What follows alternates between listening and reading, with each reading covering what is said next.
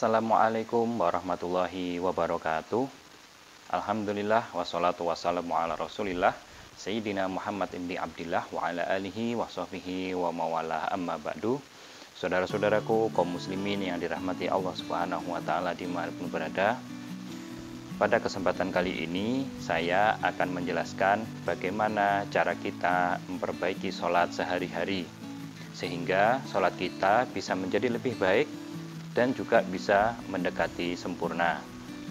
Rasulullah Shallallahu Alaihi Wasallam bersabda, ketika seseorang itu sholat, maka akan dibukakan pintu-pintu surga baginya. Kemudian akan dibuka dan dihilangkan tabir atau penutup antara dirinya dan Allah Subhanahu wa taala. Nah, berdasarkan hadis ini, maka sholat tersebut adalah sebuah persembahan dari kita seorang hamba kepada Allah Subhanahu wa taala. Maka sudah seyogyanya lah kita memperbaiki sholat dan kita berusaha agar sholat kita itu mendekati sempurna, karena tidak mungkin kita mempersembahkan sesuatu kepada Allah sedangkan hal tersebut tidak baik. Saudara-saudaraku kaum muslimin yang dirahmati Allah Subhanahu wa taala. Nah, apa yang harus kita persiapkan untuk memulai sholat kita? Nah, yang pertama adalah yang harus kita persiapkan itu kita memperhatikan tentang pakaian. Pakaian yang kita pakai ketika akan sholat itu memang jika kita mengacu kepada kewajibannya saja itu hanyalah menutup aurat, yang mana pada laki-laki itu menutup aurat hanya sebatas pusar dan lutut. Nah, maka jika demikian sungguh sangat tidak layak sekali jika kita menghadap Allah Subhanahu wa taala dengan pakaian seperti itu, dengan hanya menutup pusar dan lutut saja. Para ulama menjelaskan bagaimana cara yang baik ketika kita ingin sholat. Nah, pakaian yang bagaimana yang baik? Yang pertama itu kita sholat dengan pakaian yang paling baik, karena Nabi sendiri itu mengajarkan kepada kita bahwasanya sholatlah kalian dengan keadaan kalian yang paling baik. Nah, di sini tidak ada ketentuan misalkan gamis lebih baik daripada sarung, atau celana lebih baik daripada sarung, atau sarung lebih baik daripada yang lain, itu tidak ada. Akan tetapi kita diperintahkan untuk sholat dalam keadaan yang paling baik. Nah, misalkan di Indonesia, ketika di Indonesia kan yang paling baik misalkan dia santri ya pakai sarung, atau di orang kantoran ya nggak apa-apa pakai celana, pakai dasi, misalkan pakai kemeja, pakai dasi. Nah, itu semua tidak berpengaruh apa-apa. Nah, akan tetapi yang dititikberatkan di sini adalah jangan sampai pakaian tersebut bergambar. Karena apa? Rasulullah sendiri kurang berkenan ketika Sayyidatuna Aisyah radhiyallahu anha itu menjemur kain yang ada gambarnya yang mau dibuat menjadi pakaian. Nah, akan tapi jika hal tersebut dipakai ke tempat lain atau dibuat sarung bantal atau apa, itu tidak apa-apa. Nah, maka diusahakan jangan sampai ada gambar ketika kita sholat. Kemudian masalah pakaian ini juga jangan sampai kita sholat itu dengan satu pakaian saja. Maksudnya begini, misalkan pakai gamis saja tanpa pakai apapun yang lain di tubuh kita, atau kita pakai sarung saja misalkan. Nah, maka hal tersebut juga tidak diperkenankan oleh para ulama, walaupun hal tersebut menutup auratnya. Mungkin bagi kaum muslimah yang lain, misalkan pakai rukuh saja, pakai mukena saja, tidak pakai apa-apa yang lain. Nah, hendaknya hal tersebut dihindari karena hal tersebut kurang baik. Nah, di sini ulama menjelaskan bahwasanya semakin banyak item yang dipakai itu semakin baik. Misalkan ya, seorang santri itu pakai sarung, kemudian pakai kemeja atau koko, kemudian pakai kopiah atau yang lain yang menutup kepala. Nah, itu lebih baik karena itemnya banyak. Jadi item di sini yang sewajarnya ya, bukan berarti aksesoris yang lain, bukan. Nah, yang mana itu hal tersebut dapat menutupi bagian-bagian kita yang seharusnya ditutupi. Nah, kemudian yang kedua, Rasulullah SAW juga menyunahkan atau mempraktekkan atau mencontohkan bahwa sholat itu hendaknya didahului dengan adzan dan iqomah. Makanya kenapa kok di masjid-masjid itu ketika sudah waktu sholat masuk, hal tersebut dikumandangkan adzan. Jadi adzan ini adalah panggilan untuk sholat, ya, bukan masuknya waktu sholat, bukan. Nah, maka disunahkanlah adzan dan iqomah.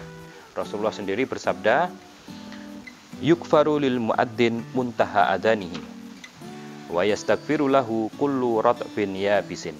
Bahwasanya orang yang adzan ini akan diampuni dosanya ketika selesai adzan, dan seluruh makhluk yang dia itu hidup akan memintakan ampun untuknya selama dia adzan kemudian sampai selesai.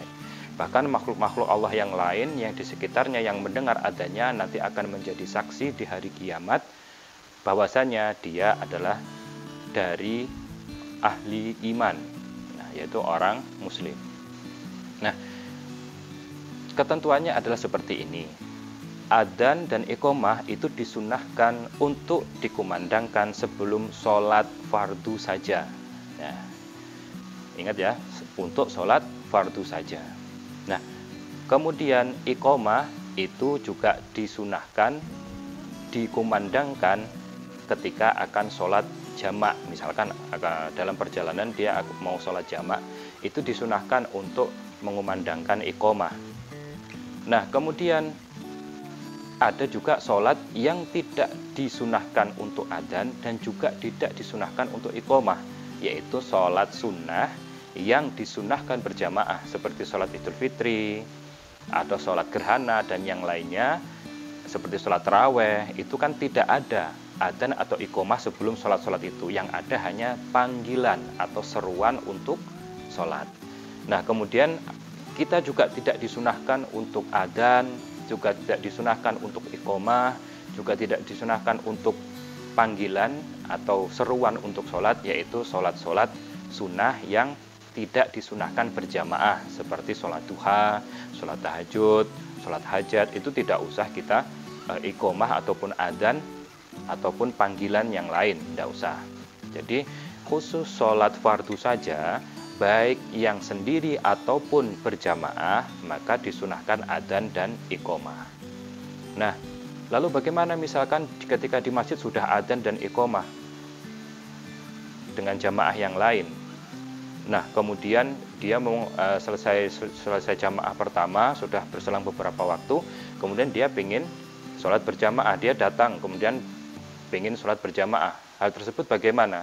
Nah, maka hal tersebut cukup dengan iqomah saja, misalkan minimal dengan iqomah saja. Nah, jadi adzan di sini tidak harus keras ya, teriak-teriak atau suaranya seperti adzan sebagaimana masuknya waktu sholat, tidak. Maka adzan cukup sederhana saja atau qomatnya cukup pelan saja, yang penting ada iqomah. Itu yang disunahkan oleh Nabi kita Muhammad Shallallahu Alaihi Wasallam.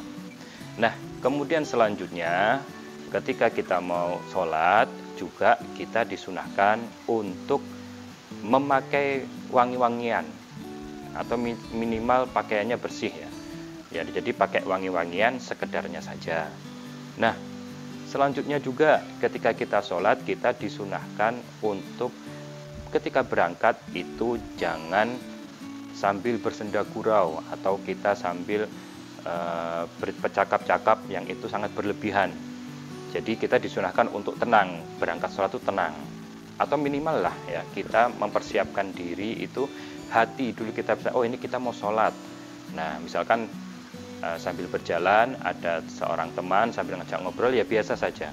Karena apa? Kita berusaha memantapkan hati untuk menghadap Allah Subhanahu wa Ta'ala.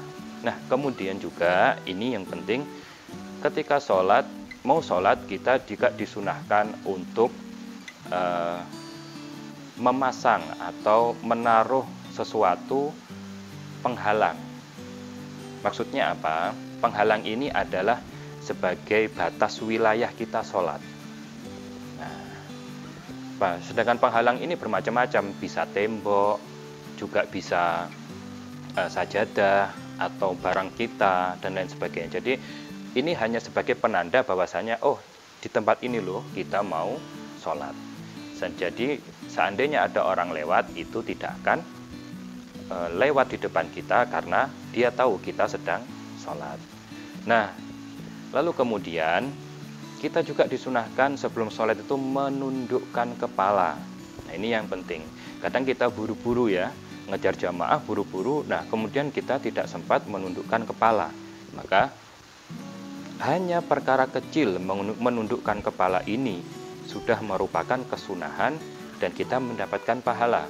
Ini untuk sholat baik sendiri ataupun berjamaah. Jadi hal tersebut hendaknya diperhatikan. Menundukkan kepala ini sebagai wujud tawadhu, merendahkan diri kita di hadapan Allah Subhanahu wa taala. Nah, kemudian ketika kita sudah dalam posisi mau sholat, nah kita sudah posisi mau sholat tadi, kita disunahkan untuk melafadzkan niat. Tapi sebelum itu kita disunahkan untuk membaca basmalah dulu, kemudian membaca ta'awud, kemudian membaca surat An-Nas. Nah, ini yang ulama ajarkan kepada kita, bahwasanya ta'awud tersebut dapat membantu kita ya, membantu kita untuk khusyuk nanti ketika sholat. Karena apa? Kita sudah minta perlindungan kepada Allah Subhanahu wa taala. A'udzubillahi minasyaitonirrajim, kemudian baca basmalah bismillahirrahmanirrahim, kemudian baca surat An-Nas. Nah, karena dalam surat An-Nas inilah kita berlindung kepada Allah Subhanahu wa taala dari gangguan setan-setan Allah yang akan mengganggu sholat kita dan juga adanya rasa was-was pada hati kita. Sehingga insya Allah kita akan dibantu oleh Allah untuk memberikan ibadah yang sebaik-baiknya. Nah, kemudian juga yang disunahkan ketika sebelum sholat itu adalah bersiwak. Nah, akan tapi ini bagi orang yang tidak terbiasa akan susah ya. Nah, maka jika dia tidak merasa jijik, hendaknya cukup menjalankan atau menggesek jarinya di gigi. Nah, cukup begini saja. Atau ujung bajunya ya di gigi. Nah, karena dia tidak pernah atau tidak terbiasa membawa siwak, maka tidak apa-apa jika dia tidak jijik. Nah, akan tapi jika jijik ya tidak usah. Hal tersebut hanya kesunahan yang mana ini diperintahkan Nabi sallallahu alaihi wasallam, "Lau an asyqa ala ummati la amartuhum bisiwaki inda kulli sholatin." Jikalau seandainya bersiwak itu tidak memberatkan umatku, maka aku akan memerintahkan mereka untuk bersiwak di setiap akan sholat.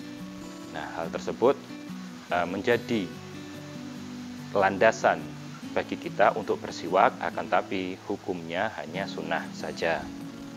Nah, kemudian juga disunahkan ini yang sendiri ya, tadi sudah membaca ta'awud, basmalah, surat An-Nas, kemudian kita bersiwak atau siwaknya terlebih dahulu baru baca tadi. Kemudian kita juga disunahkan untuk melafadzkan niat. Jadi lafadz niat ini untuk memantapkan ya, jadi ini bukan dilarang, tidak. Jadi memantapkan niat saja. Kenapa? Karena ini tidak berpengaruh dengan sah tidaknya sholat kita. Kita mau rame dulu kemudian langsung sholat, asal dia tenang, memenuhi rukun syaratnya sah. Dia mau aktivitas apa dulu kemudian langsung sholat, tiba-tiba cuk sholat. Nah, tidak apa-apa, sah dia. Nah, apalagi ini hanya melafadzkan niat. Nah, misalkan usolli fardhu subhi raka'ataini, dia mau sholat subuh 2 rakaat. Nah, atau dia mau sholat duhur 4 rakaat wajib karena Allah. Ini memantapkan diri kita untuk menghadap kepada Allah Subhanahu wa taala. Nah, agar apa? Kita tidak mudah diselewengkan oleh musuh-musuh Allah yang ingin mengganggu sholat kita. Nah, Kemudian selanjutnya yang disunahkan sebelum sholat itu kita harus perhatikan. Kita perhatikan apa yang di depan kita. Nah, ini khususnya bagi yang mau sholat berjamaah ya. Itu mau sholat berjamaah, apa yang ada di depannya? Apa yang akan ada di depannya nanti? Nah, misalkan ada orang tidur, itu jangan sampai kita sholat di depannya ada orang tidur. Kemudian misalkan ada soft yang tidak terpenuhi, tertutupi, nah maka kita langsung masuk. Ini kadang sebagian saudara-saudara kita ini ketika ada soft kosong itu malah nyuruh yang lain untuk ngisi. Nah, jangan begitu ya. Kebaikan itu sebaiknya kita yang mendahuluinya, jangan nyuruh orang lain gitu loh. Nah, kemudian merapatkan soft, yang ini merapatkan soft ini cukup ya, cukup, tidak usah nempel, tidak usah nempel. Cukup seandainya orang lewat itu tidak bisa, itu sudah cukup dinamakan merapatkan soft. Nah, jadi nggak perlu nempel antara punggung dan antara tangan dan tangan, kemudian kaki dan kaki, takut setan lewat, tidak.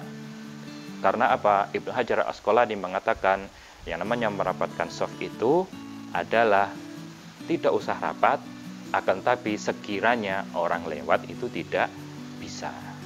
Nah, demikian saudara-saudaraku yang dirahmati Allah Subhanahu wa taala, hendaknya kita lakukan hal-hal kecil ini sebelum sholat.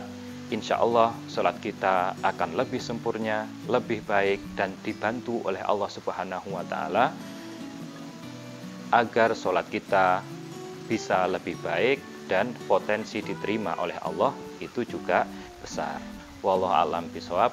Usikum wa ya nafsi bitaqwallah. Assalamualaikum warahmatullahi wabarakatuh.